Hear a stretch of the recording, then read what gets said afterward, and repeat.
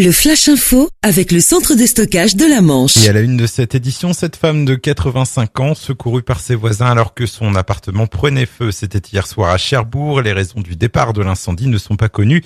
Le feu serait parti du premier étage d'un petit immeuble situé rue du Président Loubet. Intoxiquée par les fumées, la victime a dû être transportée par les sapeurs-pompiers à l'hôpital Pasteur. L'appartement et les combles de l'immeuble ont été grandement dégradés par le sinistre.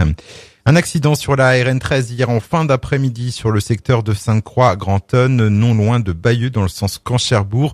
Un seul véhicule a été impliqué alors qu'il circulait sur la voie de décélération en direction de Cherbourg. Il n'y aurait a priori aucun blessé. Sur la route, toujours avec un grand excès de vitesse, samedi en après-midi, un automobiliste a été contrôlé à 137 km/h au lieu de 90 au niveau de la commune de Teurthéville-Hague. L'homme de 24 ans demeurant à Cherbourg en Cotentin a fait l'objet d'une rétention immédiate de son permis. En mer, à présent, avec un canot tombé en panne moteur hier alors qu'il se trouvait à 1 mile au nord-ouest du Cap Lévy. Un adulte et un enfant se trouvaient à son bord. Aussitôt averti, le Cross Jebourg a fait appel à la SNSM pour lui porter secours. Le bateau en difficulté a dû être remorqué jusqu'au port des Flamands. Et puis la belle affluence pour la printanière à Équeurdreville dimanche matin. Ce sont plus de 1000 participants qui se sont rassemblés sur le site de l'Agora pour arpenter les circuits pédestres et VTT soigneusement sélectionnés par l'UST Cyclisme.